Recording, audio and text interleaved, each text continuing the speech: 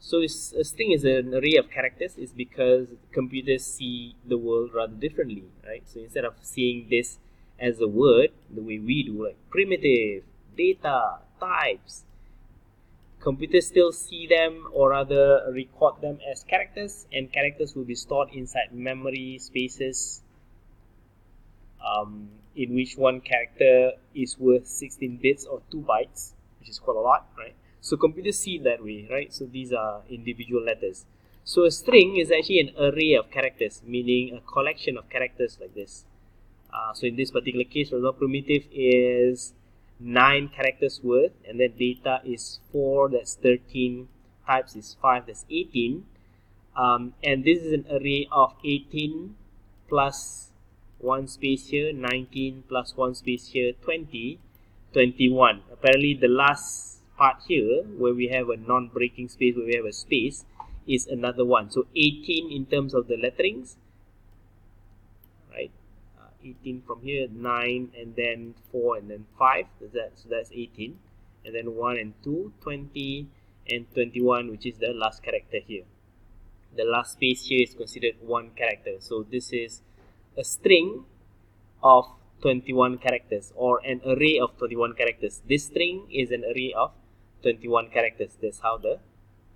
Um, that's how the computer sees this, right? So this is a string, for example, right?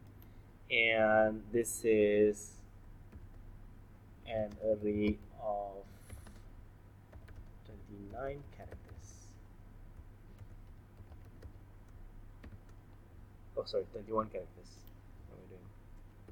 Right. 1, 2, 3, 4, 5. There's 9, 4, 5, 18, 19, 20, and 21. Right. So if say you are to characterize, let's say, a string, which is this CHARACTERS, right? So this is 3, 4, 5, 6, 7, 8, 9, 10 characters, and then another one. So this is a string of 11 characters, right? You know what? Let's put that inside these boxes here. You know what? Let's, right, Control N,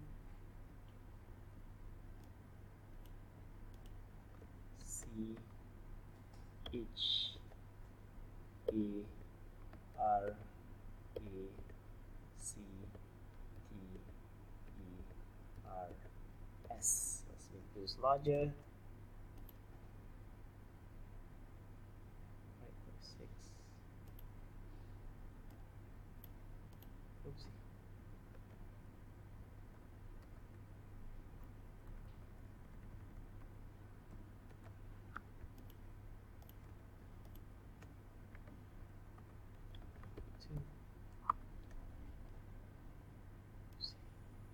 Right, so that is 10, an array of 10 characters, right? But this space, which is being written like this, right?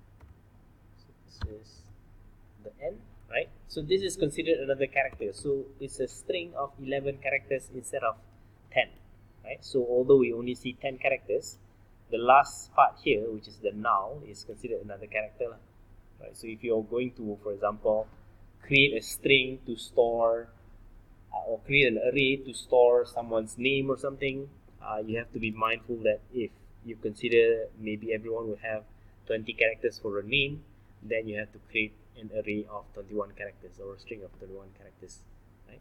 So we'll have a look at how a string can be used, right? For example, right? So these are us using a character, right? We can also use a string here.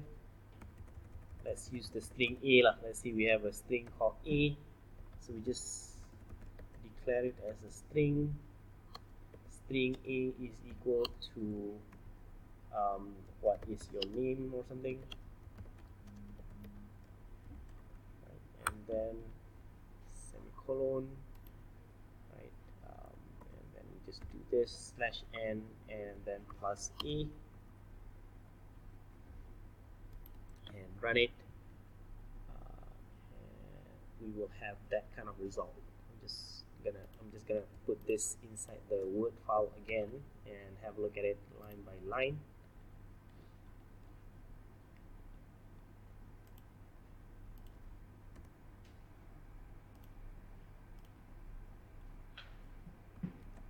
Right. Let's have a look at this. So the same thing, we have one class called main. Inside the class main, we have a method called main as well, right?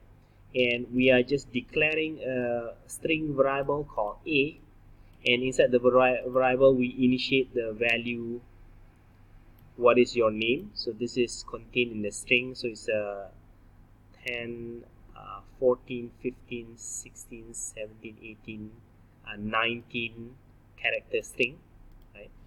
And when we do the system.out.println hello world /n plus a, what happens is that we will have hello world and then what is your name. So the output will look like this. See.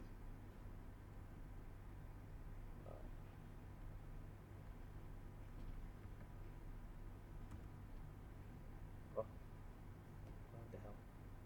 So this was from a previous class, sorry, it's a different subject. Right.